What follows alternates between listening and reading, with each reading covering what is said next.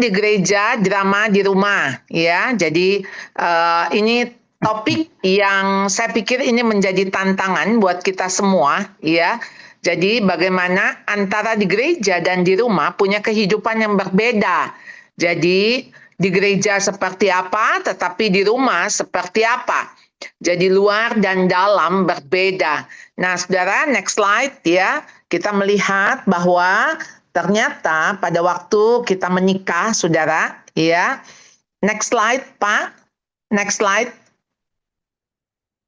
Ya, ya ini tolong diklik lagi, Pak. Ada foto-fotonya ya. Jadi pada waktu kita menikah, ya Bapak Ibu, sebelumnya, iya. Pada waktu kita menikah, kita mengucapkan janji bukan, ya, dan kita berharap kita akan memiliki iman seperti yang kita ucapkan, ya. Jadi waktu kita berjanji bahwa baik sakit maupun sehat, baik kaya maupun miskin, baik senang maupun susah, kita tetap setia, tetap mengasihi. Dan apakah itu sesuai dengan kehidupan yang kita jalani? Ya, jadi pada waktu kita mengucapkan janji, karena janji itu belum terpenuhi Bapak Ibu. Janji itu sesuatu yang kita akan jalani nanti. Dan betulkah pada waktu betul-betul kita membangun keluarga, janji itu kita tepati. Nah, jadi memang sesuatu yang tidak mudah, ya. Next slide. Jadi kalau di rumah kita punya CCTV rohani, kira-kira apa ya yang bakal terlihat? Seperti apa? Nah, Bapak Ibu, 1 Timotius 5 ayat 8, jika seorang tidak memelihara keluarganya sendiri, ia telah menyangkal imannya. Dan bagaimana terjemahan baru menuliskan, next, ya, next slide. Tetapi jika ada seorang yang tidak memeliharakan sanak saudaranya, apalagi seisi rumahnya, orang itu murtad dan lebih buruk dari orang yang tidak beriman. Lebih buruk, saudara. Jadi orang yang tidak beriman itu kita anggap sudah buruk. Lalu ini lebih buruk. Kenapa, saudara? Karena orang ini munafik. Karena orang ini mungkin mengatakan sesuatu yang mengatakan saya memelihara keluarga saya. Saya memelihara sanak saudara saya. Tapi di dalamnya ketika seisi rumahnya, saudara, dia tidak pelihara, dan itu anak, istri, atau suaminya tahu, maka orang itu lebih buruk dari orang yang tidak beriman. Jadi saudara, kalau bicara, next slide ya, apa yang paling sering membuat iman kita gagal di rumah? Jadi iman kita itu hanya munculnya di gereja. Iman itu hanya terlihat ketika kita di luar rumah. Nampak keluarga baik-baik. Di gereja kita datang satu keluarga utuh. Dan orang melihat, wah keluarga ini memiliki teladan rohani. Tapi yang pasti tahu anak-anak di rumah atau pasangan di rumah. Mereka tahu persis kondisi yang sebenarnya. Jadi saudara, kenapa saudara, apalagi tantangan sekarang ini. Dunia sekarang seolah-olah memperlihatkan kita ini mesti perfect. Dengan adanya dunia media sosial, saudara, makin terlihat kita ini seperti kena lampu sorot, ya. Jadi kita ini bisa terlihat melalui IG, melalui status, melalui story. Orang-orang bisa menceritakan apa yang ada atau apa yang terjadi, tapi lewat media sosial itu. Dan kayaknya seluruh dunia bisa tahu. Saudara, dengan adanya tampilan demikian, makin membuat kita punya topeng. Jadi kita punya topeng rohani. Kita punya topeng yang kita mau dilihat bagus, dilihat baik, dilihat beriman. Tetapi sesungguhnya tidak demikian. Sebetulnya kita sendiri tahu, Tuhan tahu, bahkan iblis juga tahu. Dan ini yang membuat makin hancur ya kehidupan kerohanian keluarga kita. Karena semakin kita pura-pura, semakin kita pakai topeng, maka iblis akan makin leluasa membohongi kita. Iblis makin leluasa membuat kita makin tidak otentik. Makin kita menutupi yang sebenarnya. Saudara, waktu kita menutupi sebenarnya, pastilah kita akan menjadi munafik. Ya, dan begitu kita munafik, berarti kita tidak punya integritas. Kita akan membohongi orang yang ada di sekitar kita. Next slide, ya. Jadi saudara, di sini dikatakan, if we don't teach our children to follow Christ, kalau kita nggak ngajarin anak-anak kita mengikut Kristus, artinya tentu waktu kita mengikut Kristus, anak mesti lihat, kita juga mau pikul salib, kita juga mau menyangkal diri. Anak-anak lihat persis hidup kita yang aslinya. Maka saudara, dunia akan ngajarin untuk tidak ikut Kristus. Artinya dunia akan menarik anak-anak kita untuk mereka bukan ikut Kristus, tapi ikut dunia ini. Saudara, tidak ada cara lain untuk kita mengajak anak-anak mengikut Kristus. Harus kita lebih dulu yang mengikut Kristus. Saudara, apa yang dikatakan next slide? Ya, di dalam 2 Timotius 3 ayat 1 sampai 4. Ketahuilah bahwa pada hari-hari terakhir akan datang masa yang sukar. Saudara, kita berada di hari-hari terakhir. Dan hari-hari terakhir ini mulai kelahiran Tuhan Yesus sampai nanti kedatangan Kristus yang kedua kali. Akan datang masa yang sukar. Kita lihat memang dari dulu juga sudah ada penganiayaan. Sekarang juga ada penganiayaan. Tapi kita lihat makin lama makin sulit. Makin lama makin sukar. Ya, dengan kecanggihan teknologi kita lihat penipuan juga luar biasa. Saudara bisa dapat telepon, bisa dulu sebelumnya cuman lewat WA, saudara ya, sekarang lewat telepon, seolah-olah itu teman kita, suaranya persis sekali. Wah, saudara, penipuan juga makin canggih. Akan datang masa yang sukar. Next slide, ya. Apa masa yang sukar itu? Next, Pak. Ya, manusia akan mencintai dirinya sendiri dan menjadi hamba uang. Mereka akan membual dan menyombongkan diri. Mereka akan menjadi pemfitnah. Mereka akan berontak terhadap orang tua dan tidak tahu berterima kasih. Tidak mempedulikan agama. Next. Ya. Ayat berikutnya, tidak tahu mengasihi, tidak mau berdamai, suka menjelekkan orang. Tidak dapat mengekang diri, garang, tidak suka yang baik, suka mengkhianat, tidak berpikir panjang, berlaga tahu, lebih menuruti hawa nafsu daripada menuruti Allah. Saudara, dari ayat 1 sampai ayat 4 tidak ada yang positif sama sekali. Dan ini kondisi yang sukar. Kondisi yang ada sekarang ini, saudara. Jadi apa yang dirusak oleh zaman ini kita melihat adalah relasi.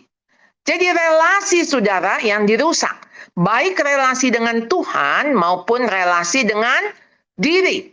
Karena kalau dengan Tuhan saja rusak, maka dengan diri juga rusak. Begitu relasi dengan diri rusak, maka relasi dengan orang lain juga rusak. Tidak tahu mengasihi, tidak mau berdamai, suka menjelekkan orang. Wah, saudara, nggak suka yang baik, suka mengkhianat. Saudara, kita lihat ada relasi yang utama dirusak, yaitu relasi dengan Tuhan. Lebih menuruti hawa nafsu daripada menuruti Allah. Lebih menuruti apa yang menjadi keinginan diri daripada kehendak Allah. Jadi, saudara, di sini majalah Time, dia membuat satu cover, The Me Generation. Generasi yang saya. Jadi generasi ini, saudara, generasi yang cinta diri. yang mencintai dirinya. Jelas generasi ini, saudara, yang fokusnya kepada diri. Di dalam 10 perintah Allah dikatakan, jangan ada padamu ilah lain di hadapanku. Tapi ilah kita apa, saudara? Diri. Ya, diri. I. Ya, makanya ada iPad, iPhone, iPod, semua, saudara ya. Jadi depannya I, karena aku, si aku ini yang menjadi ilah kita. Nah, jadi saudara, bagaimana ketika kita jadi orang tua, ya, yang kita mau hidup kita otentik. Saudara, next slide. Yang pertama yang harus dilakukan oleh orang tua, yaitu memiliki iman yang tulus ikhlas. Saudara, 2 Timotius pasal 1 ayat 5, Paulus menulis kepada Timotius demikian. Sebab aku teringat akan imanmu yang tulus ikhlas. Iman yang pertama-tama hidup di dalam nenekmu Lois dan di dalam ibumu Yunike. Dan aku yakin hidup juga di dalam dirimu. Saudara, Paulus sangat terkesan karena melihat iman itu seperti seolah-olah satu garis. Nenek, ibu, dan anak. Wah, kok imannya sama ya? Iman yang seperti diwariskan, ditularkan oleh generasi-generasi sebelumnya. Saudara, kita tahu bagaimana nenek Lois dan ibu Yunike. Itu ada di dalam konteks budaya Yunani, pasangan Yunani. Jadi bagaimana mereka bisa tetap beriman, itulah yang dilihat oleh Timotius. Dan itu juga yang memberikan impresi bagi Paulus. Jadi memang iman itu nggak bisa pura-pura. Iman harus dengan ketulusan dan di dalam kebenaran. Pura-pura beriman, nanti juga akan ketahuan. Ternyata tidak. Kenapa, saudara? Karena memang iman tidak bisa bertumbuh dalam kemunafikan. Kepura-puraan. Saudara nggak akan tahan lama. Sedangkan iman itu mesti dibuktikan lewat perbuatan. Perbuatan seperti apa yang bisa bertahan lama kalau bukan yang otentik? Saudara, contoh saja kalau kita bohong, kita tuh mesti ingat-ingat kemarin tuh saya bohongnya apa. Supaya bohong saya bisa tetap konsisten. Supaya saya tahu kalau namanya bohong, ya orang kan akan dengar, orang akan lihat. Jadi mau tidak mau saya mesti mengingat-ingat kebohongan saya apa. Tapi saudara, kalau orang hidupnya otentik, saudara, dia udah nggak usah ingat-ingat ya. Apa aja yang ada pada dia. Apa yang dia pikir, apa yang dia rasakan.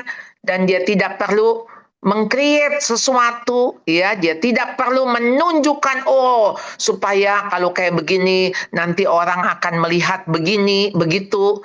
Saudara, iman itu harus dihidupi. Jadi iman yang dihidupi itu iman yang hidup, saudara, ya, bukan iman yang mati. Iman yang harus ditunjukkan dalam perbuatan. Kalau nggak ada uang, ya nggak ada uang, saudara. Saya pernah punya satu rekan ketika dia di PHK, dia tidak punya pekerjaan. Saudara, dia akhirnya memutuskan untuk dia tidak mau menjelaskan kepada keluarganya. Istrinya tahu, tapi anak-anaknya tidak tahu. Jadi setiap pagi dia harus keluar. Dia naik bus, dia pergi nanti nongkrong di satu kafe. Dia ngopi, nanti sore dia pulang naik bus, seperti seolah-olah bagaimana dia ini bekerja.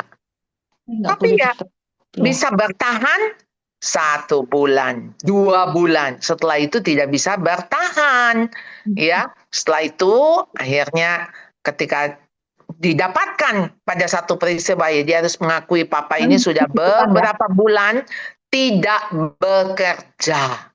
Nah, ketika beberapa bulan sudah tidak bekerja, anaknya kaget, kenapa papa nggak kasih tahu?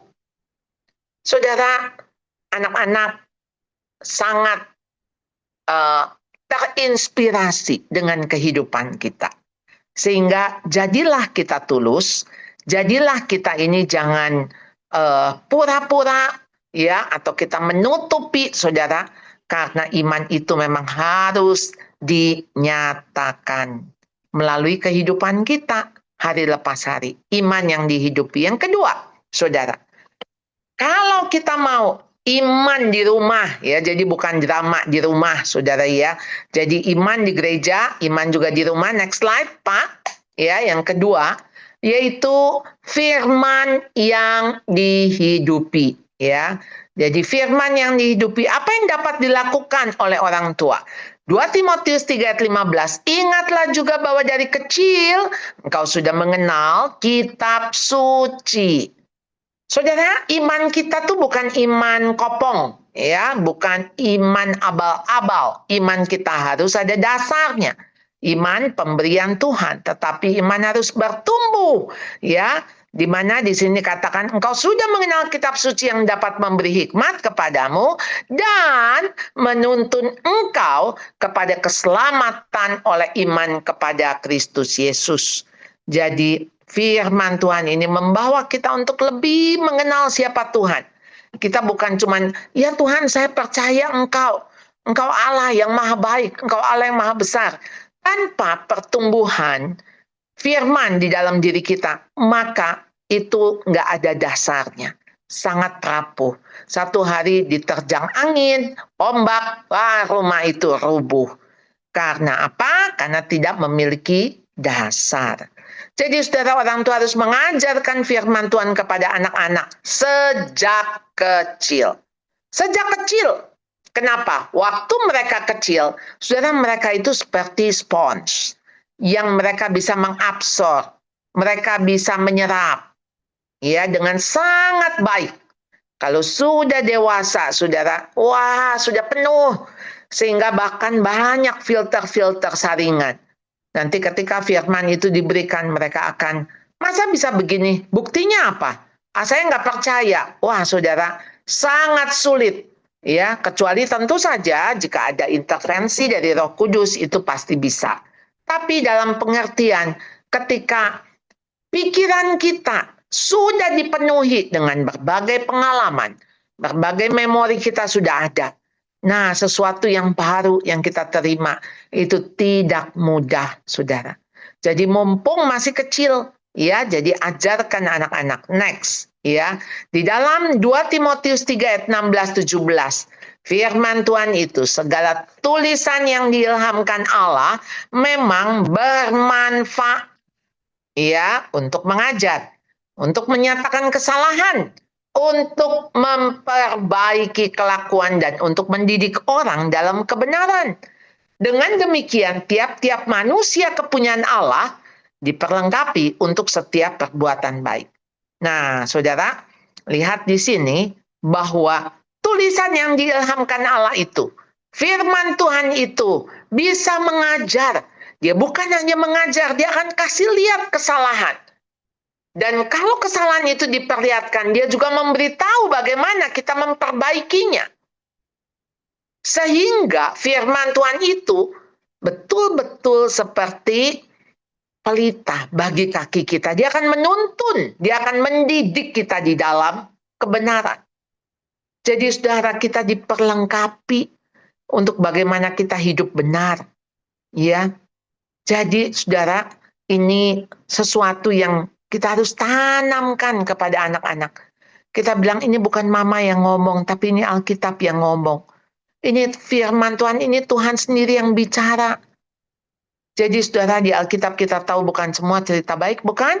Ada cerita buruk, tapi itu kebenaran. Dan di situ kita bisa belajar. Sebelum kita jatuh, ada orang lain yang sudah jatuh dan kita bisa belajar. Bagaimana jangan jatuh di tempat yang seperti itu, yang diceritakan di dalam Alkitab. Nah, jadi saudara, yang ketiga, setelah iman dihidupi, firman dihidupi, maka next slide, saudara, teladan yang dihidupi. Saudara, orang tua memberi contoh dan teladan bagaimana hidup di dalam iman dan firman. Saudara, balik lagi, tentu saja iman harus dengan perbuatan. Ya, dan ketika diajarkan firman, kita nggak bikin anak kita ini atau kita sendiri penuh dengan pengetahuan Alkitab. Namun tidak di dalam kehidupan hari-hari, tidak di dalam karakter. Jadi hanya sekedar knowledge. Saudara, kita sebagai orang Kristen, kita tidak dipanggil untuk makin tahu, lalu kemudian kepala kita makin besar. Tapi kita tidak melakukan, alias badan kita kecil. Saudara, kita harus mempraktekkan. Jadi bukan hanya teori saja, tapi mempraktekkan dalam kehidupan sehari-hari. Walk the talk. Jadi dalam 2 Timotius 1 ayat 13, peganglah segala sesuatu yang telah engkau dengar daripadaku sebagai contoh ajaran yang sehat. Pegang segala sesuatu. Segala sesuatunya apa yang didengar dari aku nih, Paulus. Sebagai contoh ajaran yang sehat. Saudara, contoh itu penting sekali. Sebelum anak-anak kita melakukan, kita harus melakukan. Kenapa keteladanan itu memang harus hidup, nyata, saudara. Ya, sehingga contoh ajaran yang sehat dan lakukan itu di dalam iman dan kasih dalam Kristus Yesus. Saudara, balik lagi, lakukan itu di dalam iman percaya kita dan kasih kita kepada Kristus Yesus. Jadi apa yang dapat dilakukan oleh orang tua? Memberikan teladan, ya, teladan hidup. Ya, kalau tadi iman yang dihidupi, firman yang dihidupi, dan yang ketiga teladan, praktek yang dihidupi. Next slide, ya. Dan di sini Timotius Paulus mengingatkan juga di 2 Timotius 3 ayat 14, tapi hendaklah kamu tetap berpegang pada kebenaran. Saudara, kita itu gampang sekali diombang-ambingkan pengajaran. Apalagi sekarang dengan adanya kecanggihan teknologi, Reels, lalu kemudian TikTok, ya. Wah, semua saudara itu mengajarkan tips-tips. Tapi mana yang kita dengar? Karena kadang, ngomongnya A. Loh, kok ini ngomongnya B? Balik lagi, kita harus berpegang pada kebenaran. Itu yang kita pegang erat-erat. Ya, kebenaran yang telah engkau terima dan engkau yakini. Dari mana kebenaran itu? Estafet. Tentu dari Nenek Lois, dari Ibu Yunike. Dan Bapak Rohani Timotius adalah Rasul Paulus. Jadi Rasul Paulus juga memberikan teladan itu kepada Timotius. Dengan selalu mengingat orang yang telah mengajarkannya kepadamu. Saudara, Tuhan itu pakai orang. Ya, Tuhan bisa nggak audible? Bisa, apapun bisa, saudara. Tapi dia tetap mau pakai manusia, karena Tuhan tahu manusia itu relational being. Berelasi dengan orang lain. Jadi waktu kita diinspirasi oleh orang lain, sudah kita akan mengingat orang itu. Kita akan ingat kata-katanya, kita akan ingat apa yang dia lakukan. Dan saudara, itu menolong sekali untuk kita didorong. Kalau dia bisa, kenapa saya nggak bisa? Jadi saudara, sebetulnya kisah-kisah atau sharing atau testimoni atau ya mau story kesaksian apapun, saudara, ingat saudara ya, itu memberi pengharapan kepada orang yang mendengar. Sehingga kenapa sharing kita harus berpegang pada kebenaran, ya? Karena supaya nggak melenceng, saudara, nggak diombang-ambing oleh rupa-rupa pengajaran. Next. Dan ini kita melihat, next slide Pak, dan ini yang kita lihat hasilnya. Bahwa di dalam 3 Yohanes 1 ayat 4, bagiku tidak ada sukacita yang lebih besar daripada mendengar bahwa anak-anakku hidup dalam kebenaran. Sukacita yang lebih besar ketika mendengar, bukan melihat. Berarti ada orang lain yang kasih tahu, ada orang lain yang ngomong. Wah, ternyata anakmu hidup dalam kebenaran. Wah, saudara, bukankah ini double blessing? Kita bukan hanya mendengar bahwa orang diberkati melalui hidup anak-anak kita, tapi kita juga punya satu conviction, keyakinan bahwa anak-anak kita itu hidup di dalam Tuhan. Dan bukankah itu yang membuat kita bersukacita ketimbang anak kita berhasil secara finansial, anak kita hebat, terkenal, tapi dia tidak percaya Tuhan. Dia tidak menerima Tuhan. Dia tidak hidup dalam kebenaran. Wah, mau dia berhasil kayak apa itu pasti menyedihkan kita. Saudara, kalau anak-anak dia bisa hidup berjalan bersama dengan Tuhan. Itu satu jaminan, saudara, yang kita tahu dia tidak akan menyimpang ke kanan ke kiri. Mungkin satu waktu bisa saja dia menyimpang. Jadi, tapi saya percaya, saudara, ketika anak dididik sejak kecil, didiklah orang muda menurut jalan yang patut baginya, maka pada masa tuanya pun dia tidak akan menyimpang dari jalan itu. Kalaupun dia mengalami pergeseran, dia akan kembali lagi. Dan saudara, waktu anak-anak itu hidup dalam kebenaran, siapa yang bersuka cita? Jelas kita yang dititipkan. Walaupun mungkin kita juga tidak perfect, tidak sempurna, tapi kita tahu ada jaminan keselamatan. Dia hidup benar di dalam Tuhan, dia hidup dalam kebenaran, dia hidup di dalam Kristus. Karena Kristus sendiri yang mengatakan, aku jalan kebenaran dan hidup. Tidak ada seorang pun yang dapat datang kepada Bapa kecuali melalui aku. Jadi kalau anak kita hidup dalam kebenaran, nggak usah dipikir yang di dunia ini. Pikirkan yang selama-lamanya. Dia sukses, dia berhasil. Karena dia ada di dalam kekekalan. Jadi saudara, mari kita iman di rumah, iman di gereja. Kita tunjukkan bahwa kehidupan rohani kita yang asli, yang otentik, di mana kalaupun kita sampai tersesat, kalaupun kita sampai jatuh, bangun lagi. Sebab 7 kali orang benar jatuh.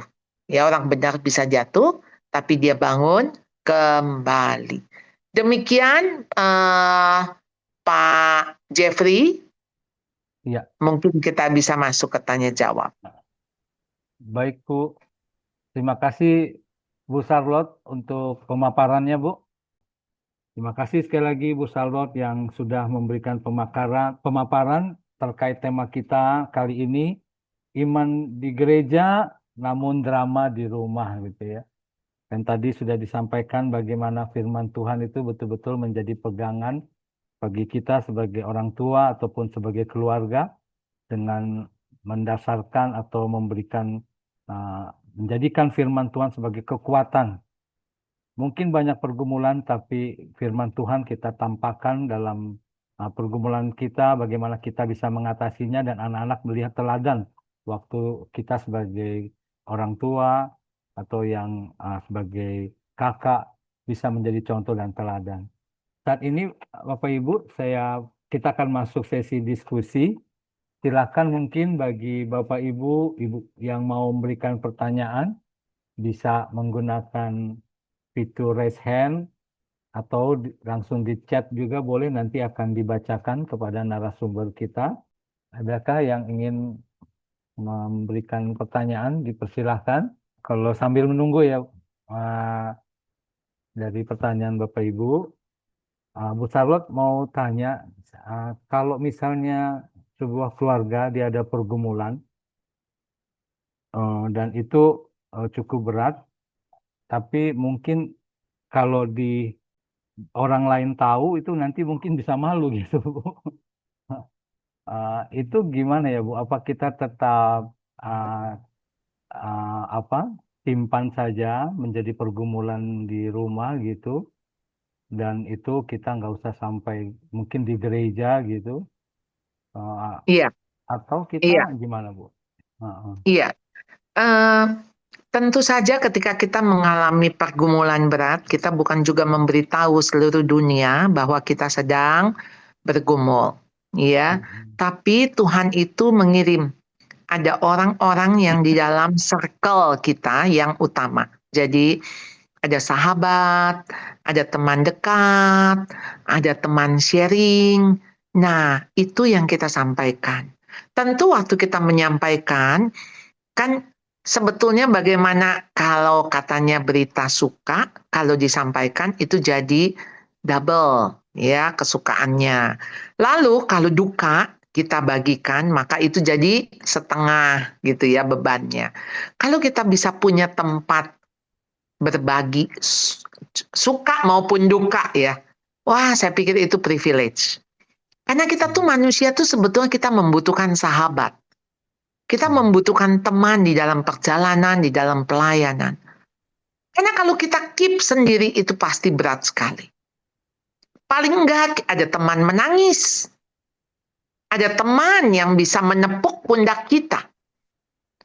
Ada teman yang bisa, paling nggak waktu kita lelah ya, waktu kita rasa, aduh saya nggak sanggup lagi jalan.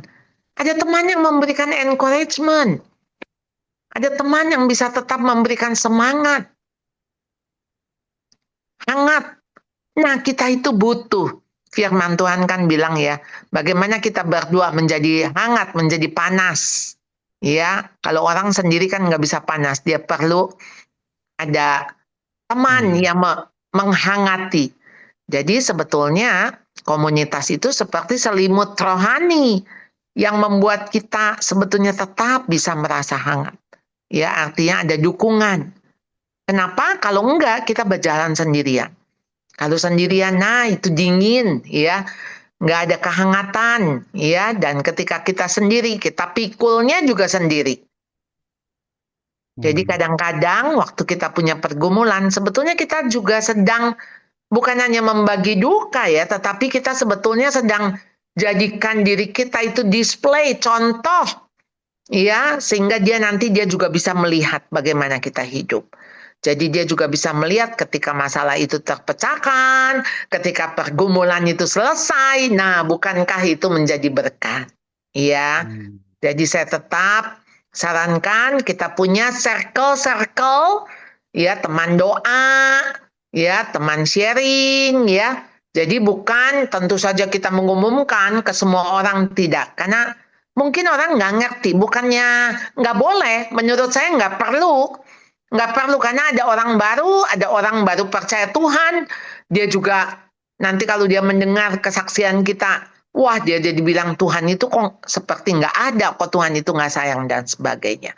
Jadi nanti jadi kontraproduktif, ya.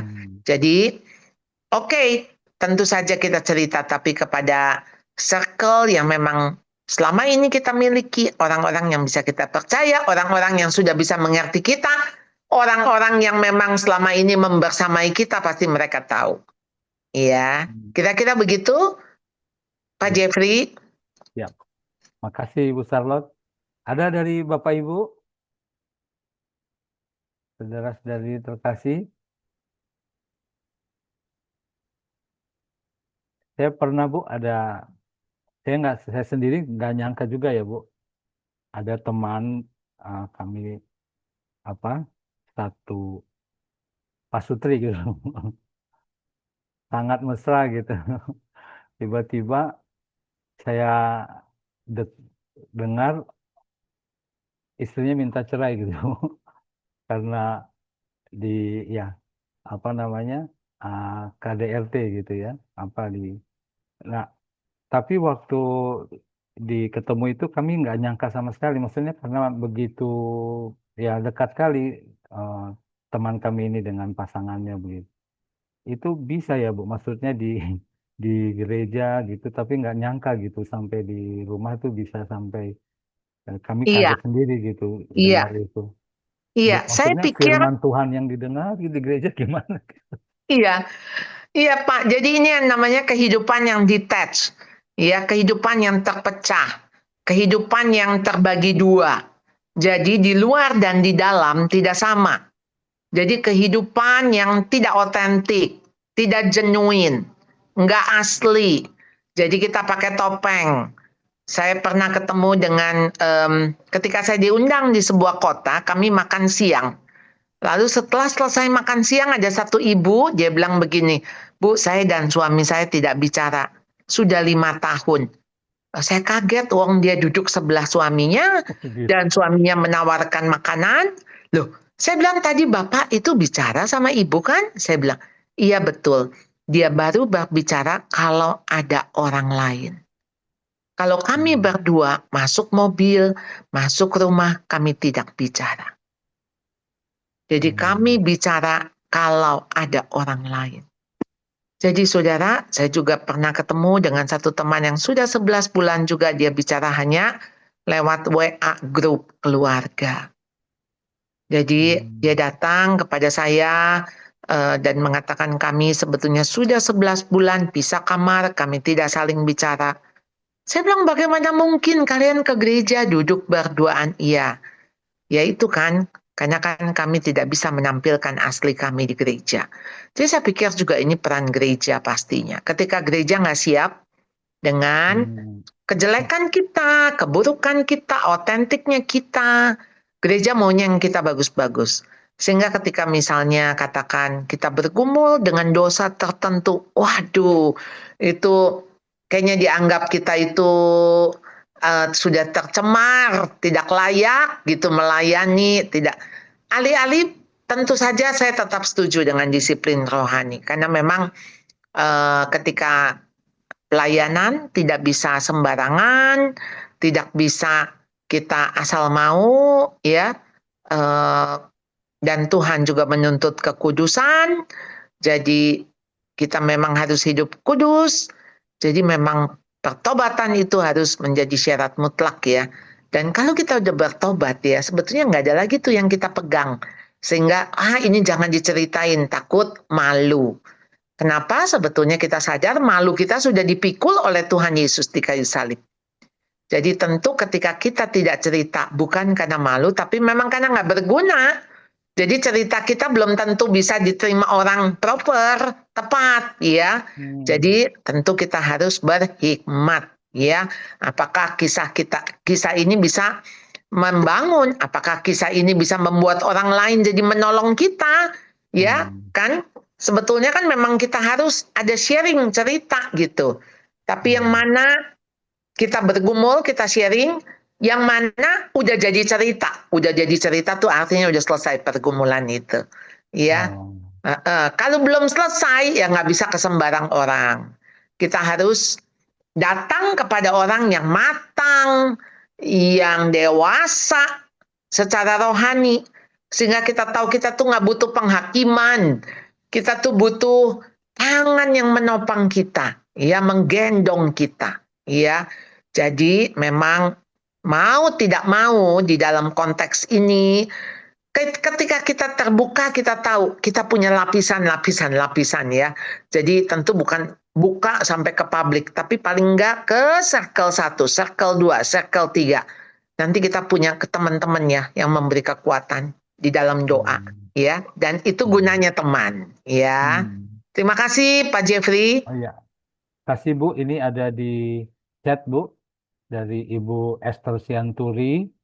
Beliau bertanya, bolehkah kita meninggalkan gereja yang dengan nyata kita lihat hampir pengurus gereja itu hidupnya agamis di gereja tapi amis di luar gitu.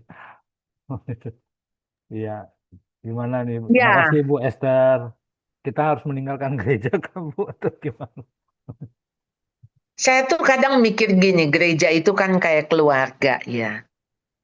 Kan kalau Oh. keluarga kita jelek, buruk, bukan kita main tinggal, kemudian ya udah kita nggak usah urusan, kita cari gereja yang bagus. Boleh nggak tanya Tuhan? Tuhan, saya ada di gereja ini, ya. Saya juga mau bertumbuh, saya juga mau hidup saya berbuah.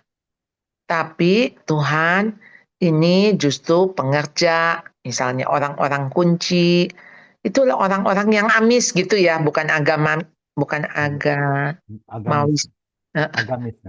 agamis, tapi amis gitu ya. Coba tanya sama Tuhan, apakah Tuhan mau pakai kita? Justru kita ada di situ, jangan pergi. Kalau semua orang bisa, ya ini bukan urusan saya pergi aja. Ya akhirnya tertinggallah gereja itu makin amis. Dan kita ini kan bagian anggota tubuh ya. Jadi anggota tubuh kalau ada yang luka, ada yang buruk, ada yang ini, apakah anggota tubuh yang bagus? Saya mau pergi aja memisahkan diri.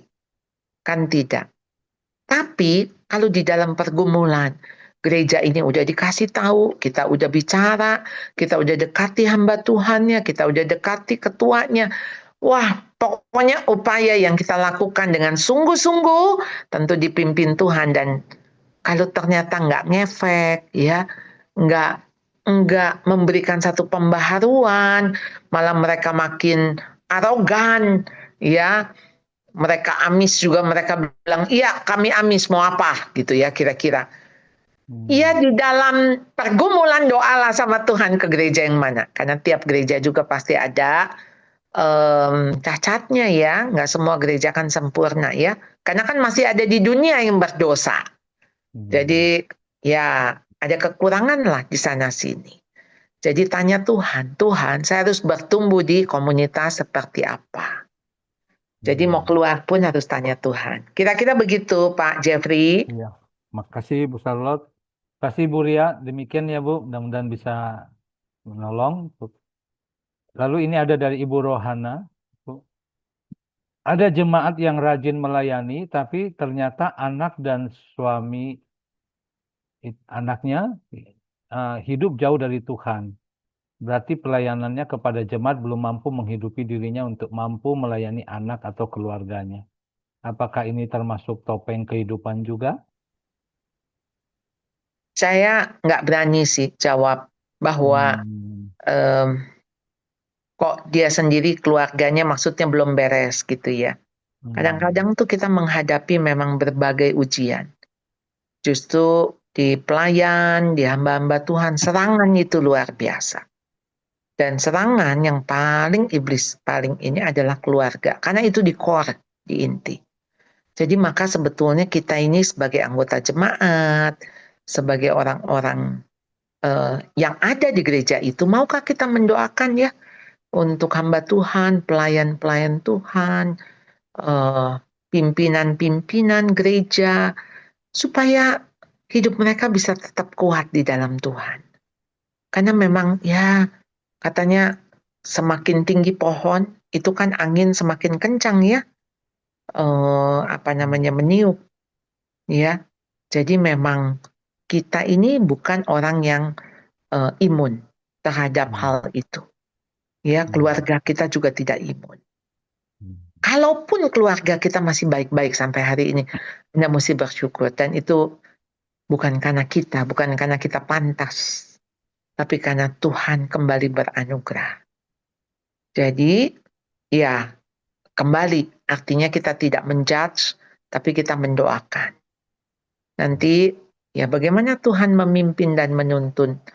Karena saya ingat Billy Graham juga ada anaknya yang bercerai, ya.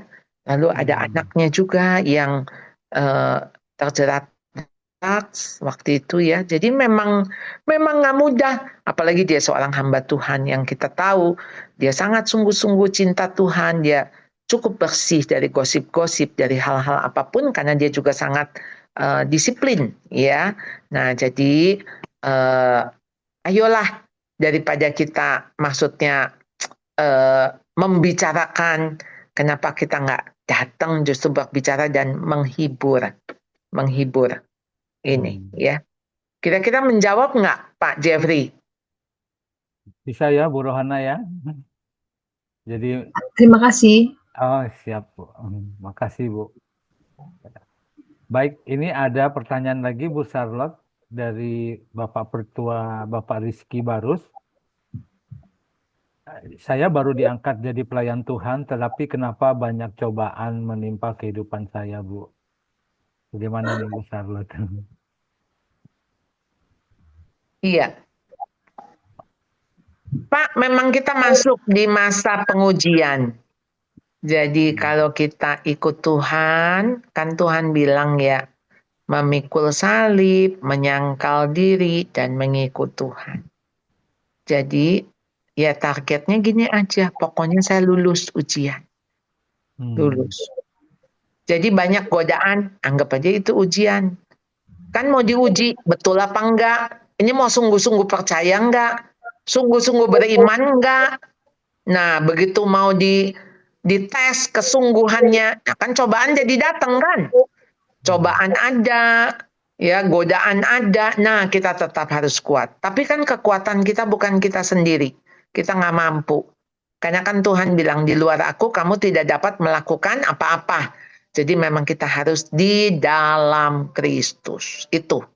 Ya, segala sesuatu perkara dapat kutanggung di dalam Dia yang memberi kekuatan kepadaku.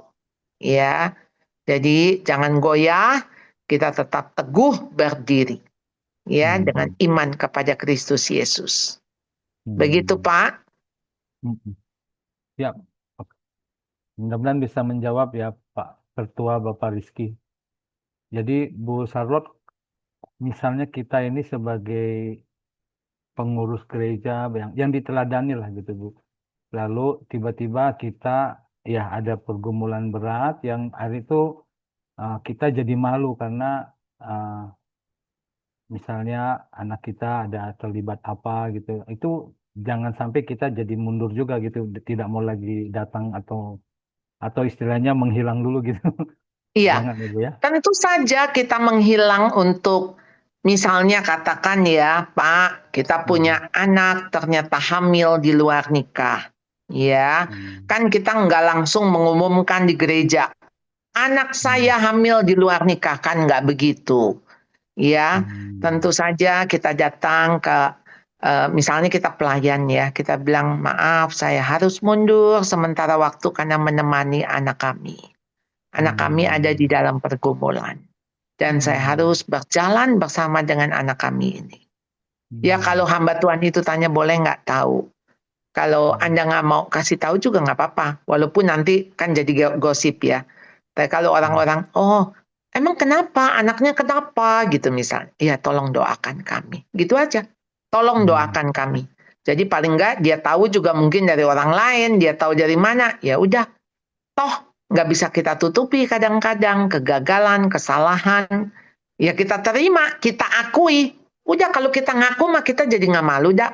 Maksudnya gini, apa sih yang bikin kita malu kan kita takut orang ngomong apa ya Pak? Kita Hmm. takut orang nyangka kita apa kan? Nah itu tuh yang kadang-kadang iblis bikin kita jadi jaim, jaga image. Nah kalau kita jaim, kita nggak mau kelemahan kita diketahui, kegagalan kita dibicarakan, kita maunya perfect sempurna, padahal tidak demikian. Begitu kita orang tahu kita nggak sempurna, juga banyak yang nggak sempurna. Justru membuat mereka jadi berani. Jadi cerita kita, kisah kita tuh bisa menginspirasi mereka. Ya, Hmm. Ya. begitu Pak. Terima Ya, kasih. Ini ada iya, masih boleh ya Bu dari Bapak iya, Harun ini. Jika kita memiliki anak yang sudah remaja namun masih belum bertobat, artinya dia mempertanyakan kekristenan, bagaimana kita sebagai orang tua mendidik agar anak tersebut, anak kita itu bisa mengenal Kristus secara pribadi? yang seperti itu mah doa Pak. Udah cuman doa. Karena pertobatan, ya, perjumpaan dengan Kristus, menyerahkan diri ke Tuhan, itu jelas-jelas bukan pekerjaan kita. Pekerjaan Roh Kudus. Jadi memang kita hanya mohon belas kasihan Tuhan. Tuhan kasihani kami orang berdosa. Tuhan Hmm. bolehkah anak saya mengenal Engkau? Nah, jadi memang itu masuk di dalam perjalanan. Perjalanan kita, perjalanan iman. Kita ini kan hidup di dunia kan journey ya. Hmm. Jadi ya perjalanan iman kita. Ya. Jadi kita Hmm. terus berdoa, jangan menyerah. Ya. Hmm. Kita tetap percaya jika satu orang diselamatkan, maka seisi keluarga diselamatkan. Tapi Tuhan juga Hmm. mau kita justru belajar dari peristiwa itu, apa yang kita harus lakukan. Hmm. Menangkan kembali hati anakmu. Ya, kira-kira begitu, Pak. Iya. Ini satu lagi ya Bu. Hmm. Ada dari Ibu Teti Rosmiani. Shalom Ibu,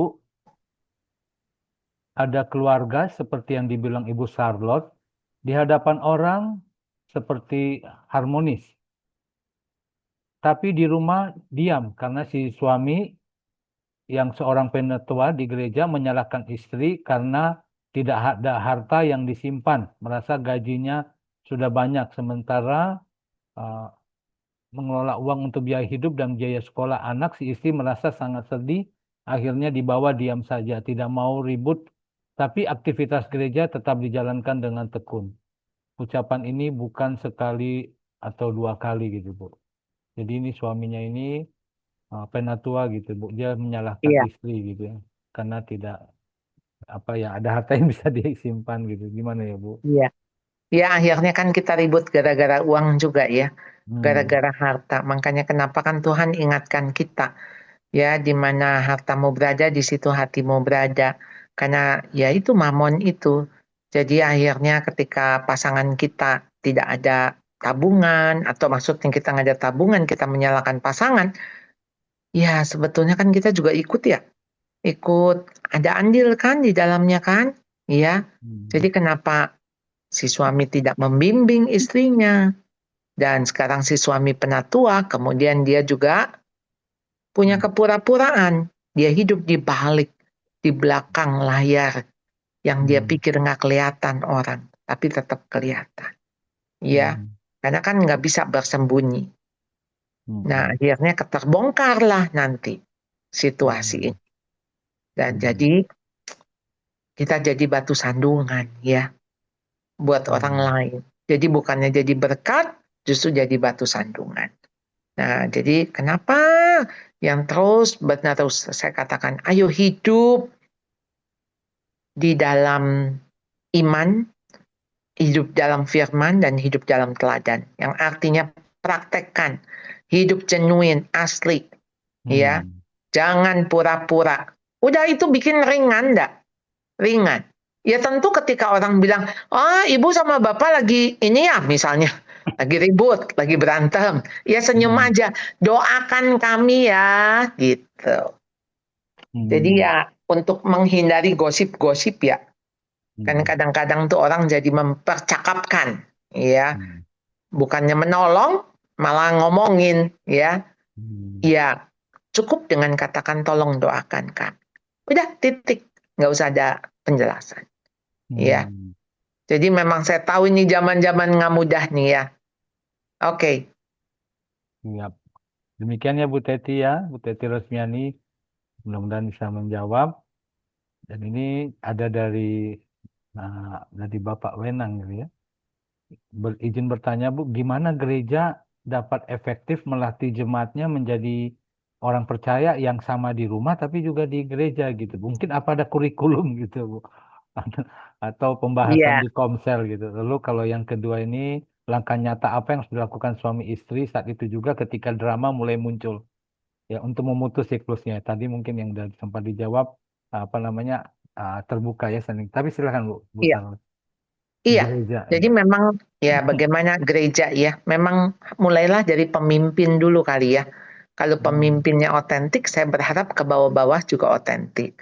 Jadi ya memang kan kehidupan kita bergereja kan kehidupan komunal ya, kehidupan kita bercommunity, ya komunitas ya. Jadi memang justru disitulah peran ya yang kuat menanggung yang lemah. Jadi yang punya masalah ya. Nah jadi memang ini harus ada ketersalingan ya, ketersalingan. Jadi kalau ya kita punya kelemahan, kita juga bisa minta tolong, tapi satu hari kita juga menolong orang yang lemah gitu ya. Jadi kehidupan yang dinamis, kehidupan yang sungguh-sungguh ada anugerah di dalamnya. Ya, ada anugerah, ya. Nah, jadi yang kedua itu kalau nggak salah bagaimana preventifnya ya, Pak Ya, Jeffrey? apa yang harus dilakukan saat itu juga bagi suami atau istri agar jangan sampai ketika drama mulai muncul di rumah gimana Oh memutus iya, memutus ya, siklusnya. ayo yang waras yang ngalah. Nah, yang waras itu, ayo cepet-cepet, jangan sampai keburu jadi drama. Ini ketika ada masalah bereskan, selesaikan, apa namanya, saling mengampuni, ya, menegur lebih dulu, ya, dan ayo kita yang sadar nih ya, kita segera berdamai, segera berdamai. Jadi kita nggak biarkan itu berlarut-larut. Karena apa, lama-lama jadi kebiasaan, punya topeng itu jadi kebiasaan. Jadi kalau nggak pakai topeng malah rasanya kayak, ini apa yang kurang? Karena terbiasa pakai topeng. Padahal kan topeng itu menipu kita. Nggak yang sebenarnya. Tidak otentik. Nah, jadi memang kita apalagi Asia ya, yang memang sulit sekali untuk kita bisa otentik. Karena penghakiman itu luar biasa. Tapi ya kembali lagi ya kan kita mau di dalam Tuhan ya, kita kuat di dalam Tuhan. Apapun orang ngomong, ya Masuk sini, keluar situ. Udah, nggak disimpan di hati. Keluarin lagi. Ya, apa yang manusia bicara kita nggak patut dengar. Ya, kita langsung datang kepada Tuhan. Tuhan, apa yang Engkau mau bicara kepadaku? Ya, jadi kita dengar kata Tuhan, bukan dengar kata orang. Kita akan mengakhiri sejenak bersama SU malam hari ini. Sekali lagi terima kasih Bu Charlotte, luar biasa Bu untuk pemaparannya agar bagaimana jangan sampai kehidupan keluarga kita iman di gereja namun drama di rumah. Bagaimana bisa kita memperlakukan menjadi teladan keluarga kita, walaupun pasti banyak pergumulan dan juga penderitaan yang mungkin akan kita hadapi. Kita akan, sebelum diakhiri, ada beberapa informasi yang ingin saya bagikan. Sebelumnya saya ada taruh di chat, kalau nanti Bapak Ibu ingin mengetahui lagi acara-acara SBSUI berikutnya, bisa di WA ke nomor tersebut, di chat, bisa disimpan Bapak Ibu. Mungkin ini di akhir penghujung acara, mohon nanti Ibu Charlotte boleh mengakhiri dalam doa ya Bu. Tapi sebelum mengakhiri dalam doa, mungkin Ibu bisa memberikan poin-poin penting lagi dari tema kita sebagai closing statement. Dan setelah itu saya persilakan Ibu Charlotte untuk menutupnya dalam doa. Iya, ya. Terima kasih Bapak Ibu yang sudah bersedia mendengarkan. Terima kasih juga untuk Scripture Union Indonesia yang sudah mengundang saya. Sampai hari ini saya juga masih belajar untuk hidup otentik, untuk hidup asli di luar dan di dalam sama. Dan marilah kita bersama-sama, karena kehidupan yang demikianlah yang Kristus kasih lihat, yang kasih contoh. Jadi bagaimana hidup yang tanpa topeng, ya. Jadi apa adanya, sehingga kita tidak perlu berpura-pura, tidak perlu sembunyi, dan apa yang kita nyatakan tulus di hadapan semua orang, dan kita tulus di hadapan Tuhan. Sehingga ketika iman kita, baik di rumah maupun di gereja, sama saja. Ya, dan kita mau bertumbuh. Karena justru dengan kejujuran, ya, dan di dalam kebenaran kita sedang mematahkan kebohongan iblis. Karena iblis yang terus-menerus membohongi kita. Kalau kita nampak baik, kalau kita tampak rohani, kalau kita tampak semua itu justru untuk makin membuat image-image yang kita bangun, dan itu justru membuat kita jadi makin tidak terbuka, makin tenggelam di dalam frustasi kita, di dalam tenggelam di dalam kemunafikan kita. Ya, jadi kita minta Tuhan tolong, kita mau hidup benar di hadapan Tuhan. Kita bukan hanya hidup di hadapan manusia, tapi kita di hadapan Tuhan. Mari kita berdoa. Tuhan, kembali lagi kami bersyukur. Tuhan mengingatkan kami bagaimana kami harus hidup di hadapan Tuhan. Tuhan, kalau Nenek Lois dan Ibu Yunike sudah memberikan iman yang tulus kepada anak Timotius, dan Timotius bisa bertumbuh belajar bagaimana tidak hidup dalam kemunafikan, tapi di dalam ketulusan, di dalam kebenaran. Sehingga ini yang membawa Tuhan, hidupnya dipakai oleh Tuhan dengan luar biasa. Tuhan, Engkau tahu persis kehidupan kami masing-masing. Berapa banyak pergumulan kami, bahkan hal-hal yang mungkin orang lain tidak tahu. Tapi ingatkan kami bahwa Tuhan tahu. Kami tidak dapat bersembunyi kepada Tuhan. Kalau ke orang lain kami dapat sembunyikan, tapi kepada Tuhan tidak. Oleh karena itu Tuhan ajar kami hidup otentik, hidup benar di hadapan Tuhan. Sementara kami masih terus bergumul, Tuhan izinkan kami bertumbuh melalui pergumulan yang kami hadapi. Kami mau menang Tuhan, dan kiranya penyertaan Tuhan yang kami butuhkan tiap-tiap hari Tuhan, untuk kami melewati ini semua dan kami boleh mendapat kemenangan yang sejati. Ketika Tuhan memanggil kami sebagai hamba yang baik dan setia, kami sudah mengakhiri pertandingan, mengakhiri garis akhir, dan kami memenangkan itu semua. Dan terima kasih Tuhan, Engkau juga menolong kami terus pelihara iman kami. Berdoa untuk Scripture Union Indonesia, Tuhan pakai menjadi ladang pelayanan Tuhan yang makin luas dampaknya, dan orang-orang diberkati melalui pelayanan ini. Jaga pelihara Tuhan. Kalau Engkau sudah menjaga sampai saat ini, kami percaya untuk seterusnya Tuhan juga akan jaga. Setiap kami juga yang ada di Zoom ini Tuhan berkati. Untuk kami selepas ini Tuhan makin dikuatkan, makin disemangati. Untuk kami hidup benar, tidak lagi berpura-pura, tapi kami bersandar kepada Tuhan. Kami juga mau hidup otentik di hadapan manusia lainnya. Kami berdoa, bersyukur, hanya di dalam nama Tuhan Yesus, Juru Selamat penebus kami yang hidup. Amin.